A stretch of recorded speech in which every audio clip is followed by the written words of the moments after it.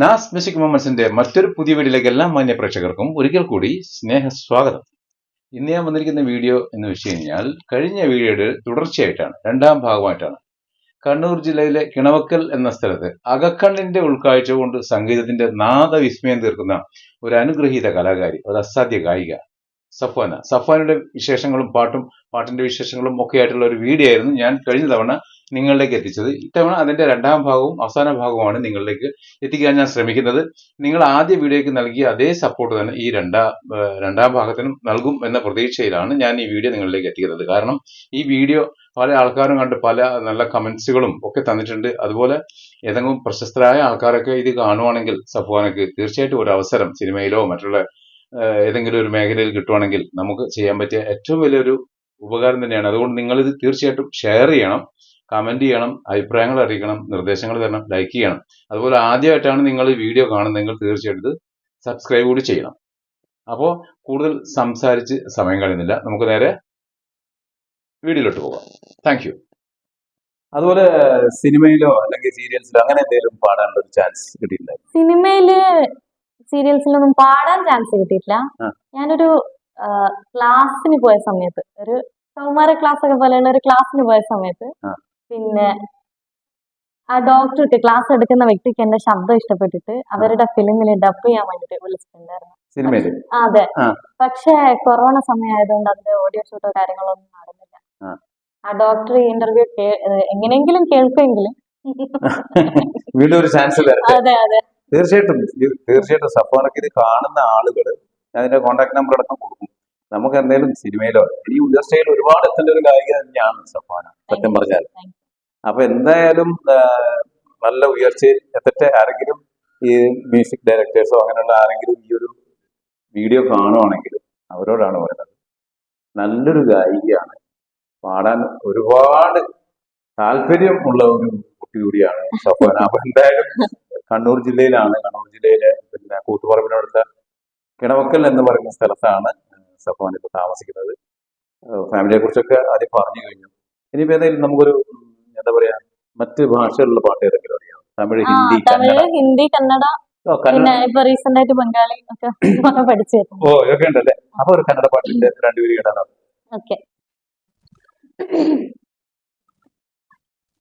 ಅನಿಸುತ್ತಿದೆಯಾಕೋ ಎಂದೋ ನೀನೇನೆ ನನ್ನವಳೆಂದೋ ಮಾಯದ ಲೋಕದಿಂದ ನನಗಾಗಿ ಬಂದವಳೆಂದೋ ಆಹಾ ಎಂತ ಮಧುರ ಯಾತನೆ ಕೊಲ್ಲು ಹುಡುಗಿ ಒಮ್ಮೆ ನನ್ನ ಹಾಗೆ ಸುಮ್ಮನೆ ಅನಿಸುತ್ತಿದೆ ಯಾಕೋ ಎಂದು. അടിപൊളി അടിപൊളി. മുങ്കാറുമള അല്ലേ? അതെ, ഈ ഫിലിമിൽ തന്നെ ഒരുപാട് പാട്ടുകൾ ഉണ്ട്. തീർച്ചയായിട്ടും ഞാൻ ഈ പാട്ടും ഇതിന്റെ വേറൊരു പാട്ടും ഞാൻ സാധാരണ സ്റ്റേജ് ഷോയിൽ പണ്ട് പാടിയിട്ടുണ്ടായിരുന്നു. നമ്മുടെ സോനു നിഗം പാടിയ പാട്ട്. അതും നല്ലൊരു മെലഡിയാണ്. തീർച്ചയായിട്ടും. മനോ എന്ന് പറയുന്ന ആളാണ് ഇതിന്റെ ബെസ്റ്റ്. അപ്പം ഏതായാലും കന്നഡ പാട്ട് കേട്ടു. ഇനി നമുക്ക് നമ്മുടെ വിജയലക്ഷ്മി അറിയാം? പിന്നെ വിജയലക്ഷ്മിനെ അറിയാത്ത ഇന്ത്യക്കാരില്ലാന്ന് തന്നെ ഇപ്പൊ വേണമെങ്കിൽ പറയാം. കാരണം മലയാളത്തിലും തമിഴിലും ഒക്കെ ഭയങ്കര ഫേമസ് അല്ലേ? ആണല്ലേ. അപ്പൊ ഏതായാലും നമുക്ക് വിജയന്റെ ഒരു പാട്ട് ഓക്കെ. ട്രെൻഡിങ് സോങ് തന്നെ പാടാം, നമ്മുടെ അജയന്റെ രണ്ടാം മോഷണം. ഞാനൊന്ന് ശ്രമിക്കാണ്. ഞാൻ ഫസ്റ്റ് ടൈമാണ് ഈ പാട്ട് പാടുന്നത്.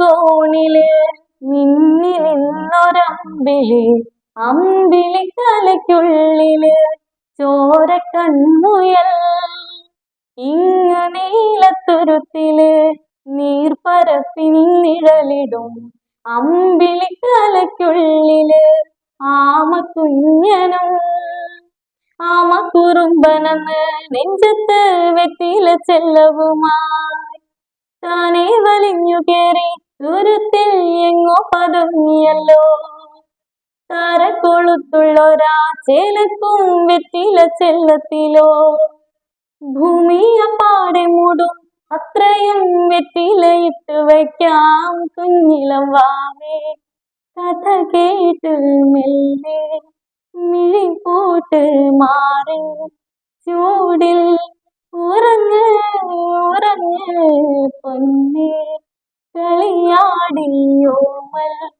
ചിരിയോടെ കൊഞ്ചി കളിയാടി വളരെ വളരെ. ഞാൻ സത്യം പറഞ്ഞ ഇതിൽ ആസ്വദിച്ച് ഞാൻ ഉറങ്ങിപ്പോയി. അത്രയും മനോഹരമായിട്ട് നല്ല ഫീല്, നല്ലൊരു താരാട്ട് അല്ലേ? ആ പാട്ടിന്റെ ഒരു സൗന്ദര്യം ഞാൻ ഇപ്പോൾ ശരിക്കും ആസ്വദിക്കുന്നത്. സ്റ്റേജിൽ പാടി കേട്ടിട്ട് ദിലീപ് ഇങ്ങനെ വളരെ സൈലന്റ് ആയിട്ട് ഓൺ വോയിസിൽ കേൾക്കുമ്പോൾ നല്ലൊരു സുഖം. സ്റ്റേജിൽ പാടിയിട്ട് പാട്ട് ഇല്ല, ഞാൻ പറഞ്ഞല്ലോ ഇവിടെ തന്നെ ഫസ്റ്റ് ടൈം അല്ലേ? ഓക്കെ ഓക്കെ, തീർച്ചയായിട്ടും ഈ പാട്ട് പഠിച്ചിട്ട്, കാരണം ഇതെല്ലാരും ഇപ്പൊ പാടിക്കൊണ്ടിരിക്കുന്നുണ്ടല്ലോ. അപ്പൊ ഞാനിങ്ങനെ കുറച്ച് എല്ലാരും പാടി കഴിഞ്ഞതിന് ശേഷം നോക്കാന്ന് വിചാരിച്ചു. Okay okay. അപ്പൊ പാട്ടുകളൊക്കെ ഇങ്ങനെ കാണാതെ എങ്ങനെയാ പഠിക്കുന്നത്?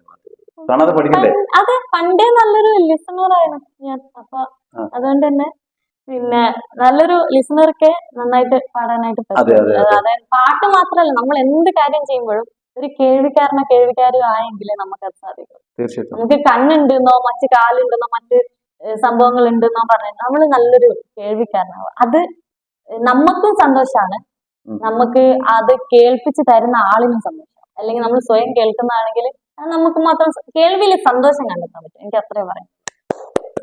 അപ്പൊ അതാണ് ഏറ്റവും വലിയ അല്ലേ, നമ്മളൊരു മുന്നേറ്റത്തിന്റെ ഒരു ഭാഗം തന്നെയാണ് ഇങ്ങനെയുള്ള ചിന്താഗതി എന്ന് പറയുമ്പോൾ അല്ലേ? തീർച്ചയായിട്ടും. ഒന്ന് പറഞ്ഞ് രണ്ടാമത്തതിന് ആത്മഹത്യ ചെയ്യപ്പെടുന്ന സമൂഹമാണ് ഞങ്ങൾ. അത് കുട്ടികൾ മുതൽ പ്രായമായ ആളുകൾ വരെ. ഒരിക്കലും അങ്ങനെ ചിന്തിക്കരുത്. കാരണം ഇല്ലായ്മയെ പറ്റി ചിന്തിക്കുന്നതിന് നല്ലത് ഉള്ള ഗുണത്തെ ഓർത്ത് സന്തോഷിക്കുന്നതാണ്. അതാണ് ചെയ്യേണ്ടത്. തീർച്ചയായിട്ടും തീർച്ചയായിട്ടും. ഇതൊക്കെ നല്ല ഒരു എന്താ പറയാ, ഒരു ഉപദേശം തന്നെയാണ് കാണുന്നവര്. സഫാനയുടെ വാക്കുകളൊക്കെ എഴുതി ചേർക്കേണ്ടതാണ് നമ്മുടെ ഹൃദയത്തിന്റെ താളങ്ങളിൽ. അപ്പൊ ഏതായാലും ഇനിയിപ്പം ഏത് പാട്ടാ നമുക്ക് പ്രേക്ഷകർ പാട്ട് കേൾക്കാനാണ് കൂടുതൽ ആഗ്രഹിക്കുന്നത്. ഒരു ഹിന്ദി പാട്ട് അറിയോ? ഹിന്ദി, തമിഴോ? രണ്ടുപേര് പാടിയോ ഒരു ഹിന്ദി സോങ്? സഫാന ഒരു ഹിന്ദി സോങ് പാടിയിരുന്നു. മനോഹരമായിട്ട് തന്നെ സഫാന ആ പാട്ട് പാടിയിട്ടുണ്ട്. പഴയൊരു പാട്ടായിരുന്നു പാടിയിരുന്നത്. പക്ഷേ ആ പാട്ടിന് യൂട്യൂബ് കോപ്പിറൈറ്റ് ഇഷ്യൂ കാണിച്ചു. എന്താണെന്ന് എനിക്കറിയില്ല. ആ പാട്ട് ചിലപ്പോൾ സഫാന ഒറിജിനൽ മാതിരി പാടിയിട്ടുണ്ടാവും എന്ന് എനിക്ക് തോന്നുന്നു. സാധാരണ മ്യൂസിക് ഇല്ലാത്ത പാട്ടുകൾക്ക് കോപ്പിറൈറ്റ് ഇഷ്യൂസ് ഉണ്ടാവാറില്ല. പക്ഷേ ഈ പാട്ട് എനിക്ക് തോന്നുന്നത് സഫാന പിന്നെ ഒറിജിനൽ മാതിരി പാടിയിട്ടുണ്ടെന്ന് എനിക്ക് തോന്നുന്നു. അതുകൊണ്ടായിരിക്കാം യൂട്യൂബ് പിന്നെ ഇങ്ങനെ ഒരു കോപ്പിറൈറ്റ് കാണിച്ചത്. ഞാൻ അപ്പോൾ തന്നെ അത് ഡിലീറ്റ് ചെയ്തു. പിന്നെ എന്നിട്ട് അത് മ്യൂട്ട് ചെയ്യേണ്ടി വന്നു. അതിൽ സഫാനയും അതുപോലെ പ്രേക്ഷകരും ക്ഷമിക്കുമെന്നാണ് എനിക്ക് തോന്നുന്നത്. കാരണം എന്ന് വെച്ച് കഴിഞ്ഞാൽ അത് ഉൾക്കൊള്ളിക്കണമെന്നുണ്ടായിരുന്നു. ഇനി ആർക്കെങ്കിലും അത് പേഴ്സണലായിട്ട് കേൾക്കാന്നുണ്ടെങ്കിൽ എന്നെ കോൺടാക്ട് ചെയ്ത് ഞാൻ ആ വീഡിയോ നിങ്ങൾക്ക് അയച്ചു തരുന്നത്. എന്റെ ഫേവറേറ്റ് സോങ്ങുകളാണ് ഇപ്പോൾ സഫാന പാടിക്കൊണ്ടിരിക്കുന്നത്. പിന്നെ എന്റെ ശബ്ദത്തിന് ചെറിയൊരു പ്രശ്നം. ഒന്നാമത് തുടരെ പ്രോഗ്രാംസ് കാര്യങ്ങളൊക്കെ ആയതുകൊണ്ട് ഉണ്ടല്ലേ. അത് കുഴപ്പമില്ല, എന്നാലും കുഴപ്പമില്ലാണ്ട് തന്നെ പാടി വരുന്നുണ്ട്. അപ്പൊ എത്ര പാട്ടുകൾ ഏകദേശം കാണാൻ അറിയായിരിക്കും? എന്നാലും ഏകദേശം ഇല്ല, എനിക്കറിയില്ല കേട്ടോ അതിനെ പറ്റി. ഇപ്പൊ ഒരു സ്റ്റേജിൽ പോയി എത്ര പാട്ട് പാടും? സ്റ്റേജിൽ പോയി കഴിഞ്ഞാല് 4-5 പാട്ട് 3-4-5 പാടും. അത്രയും പാട്ടുകൾ എന്തായാലും അതിന്റെ ഡിഫറെന്റ് ആയിട്ടുള്ള കുറച്ച് വെറൈറ്റി പാട്ടുകളൊക്കെ അറിയാം. തീർച്ചയായിട്ടും. വേറൊരു കന്നഡ പാട്ട് ഞാൻ വേറൊരു ഗ്രൂപ്പിൽ സഫാന പാടുന്ന കേട്ടിട്ടുണ്ടായിരുന്നു. ഏതായിരുന്നു? അന്ന് സഫാന്റെ ആ പാട്ട് കേട്ടിട്ടാണ് സഫാനെ ഞാൻ വിളിച്ചത്. ഞാൻ ഗ്രൂപ്പില് ചെലവിന സിതര എന്നുള്ള ഫിലിമിലെ പാടിയിട്ടുണ്ടായിരുന്നു. മുരളി മീറ്റ്സ് മീര എന്നുള്ള ഫിലിമിൽ അത് രണ്ടുപേരും പാടി എനിക്ക് വേണ്ടിയിട്ട്. എന്റെ ലിറിക്സ് കൃത്യമായിട്ട് രണ്ടുപേരും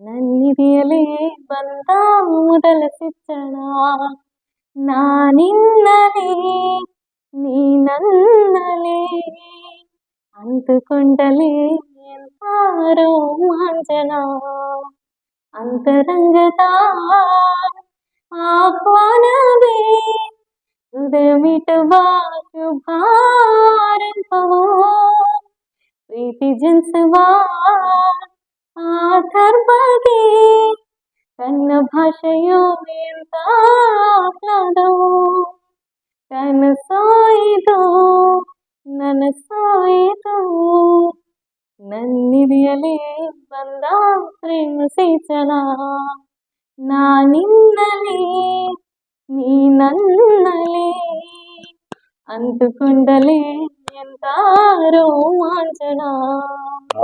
അടിപൊളി അടിപൊളി അടിപൊളി. Thank you. ഈ പാട്ട് കേട്ടിട്ടാണ് ഞാൻ സഫാനെ ആദ്യമായിട്ട് വിളിക്കുന്നത്. ഒരു ഗ്രൂപ്പിൽ നിന്ന് സഫാനെ പാട്ട് പാടി കേട്ടപ്പോഴാണ് ഞാൻ ആദ്യമായിട്ട് വിളിക്കുന്നത്. ഓർമ്മയുണ്ടെന്ന് ഓർമ്മയുണ്ട് ഒരു ഓർമ്മയുണ്ട്. 3-4 വർഷം മുന്നെയാണ് അതെ ഞാൻ ഈ സഫാനെ ഒരു ഗ്രൂപ്പ് വഴിയാണ് പരിചയപ്പെടുന്നത്. അപ്പൊ സഫാനെ പാട്ടുകൾ കേട്ടപ്പോൾ വാട്സാപ്പ് ഗ്രൂപ്പ് വഴി അപ്പൊ ഈ കന്നഡ പാട്ടും വേറൊരു പാട്ടും കേട്ടപ്പോൾ ഞാൻ ഇതാണ് പാടുന്നത് വെച്ചാൽ അഡ്മിനോട് നമ്പർ വാങ്ങിച്ചു. അഡ്മിന്റെ സമ്മതപ്രകാരമാണ് ഞാൻ സഫാനെ ഡയറക്റ്റ് വിളിക്കുന്നത്. തീർച്ചയായിട്ടും. അപ്പൊ 4 വർഷമായി ഈ ശബ്ദം ഉള്ള പരിചയം ഞങ്ങൾ നേരിട്ട് ആദ്യമായിട്ടാണ് ഇന്ന് നേരിട്ട് ഫസ്റ്റ് ടൈം ആണ് അതും കൂടെ അറിയണല്ലോ. അതെ അതെ ഫസ്റ്റ് ടൈമാണ് കാണുന്നത്. പക്ഷെ 4 വർഷമായിട്ട് ഈ ശബ്ദത്തിൽ കൂടി നമ്മൾ അങ്ങോട്ടും ഇങ്ങോട്ടും അങ്ങോട്ട് സംസാരിക്കുക സംസാരിക്കാറുണ്ട്. വാട്സപ്പിൽ.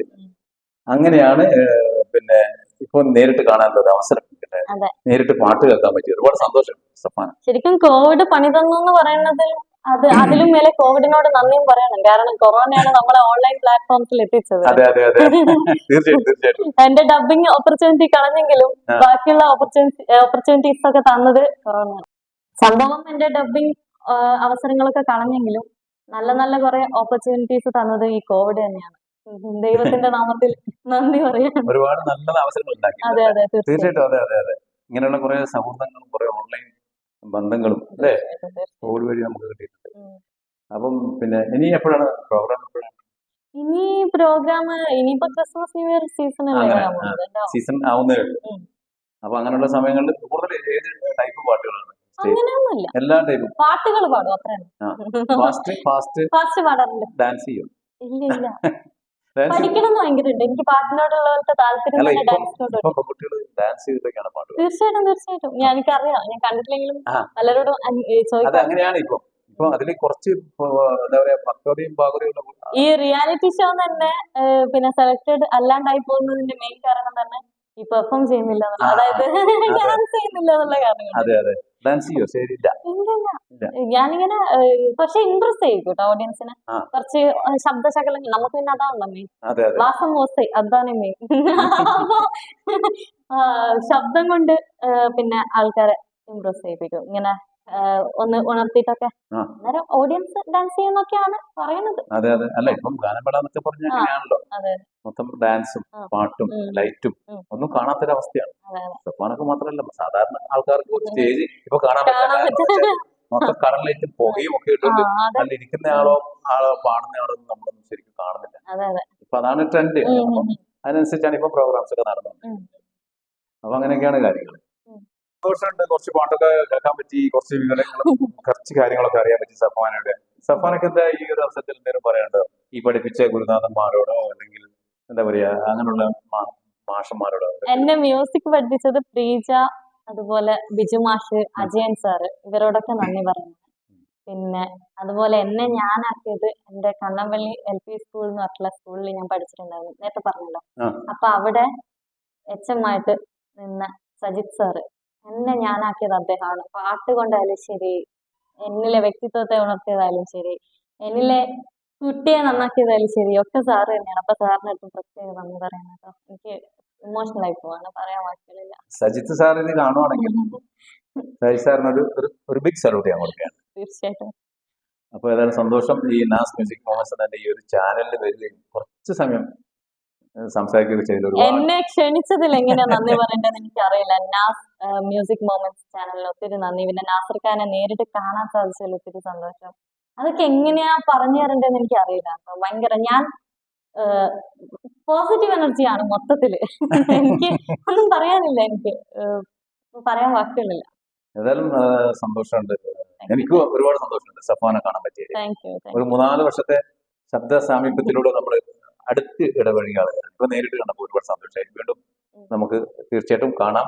ഞാൻ ഈ യൂട്യൂബ് ചാനൽ തുടങ്ങിയപ്പോൾ തന്നെ വിചാരിച്ചതാണ് സഫാനെ ഏറ്റവും ആദ്യം കൊണ്ടുവരണം എന്ന് വിചാരിച്ച വ്യക്തിയാണ്. ഇപ്പോൾ ഫസ്റ്റ് ഇങ്ങനെ ഒരു സൗഹൃദ സംഭാഷണത്തിലൂടെ സഫാനെ കൊണ്ടുവരാൻ പറ്റി.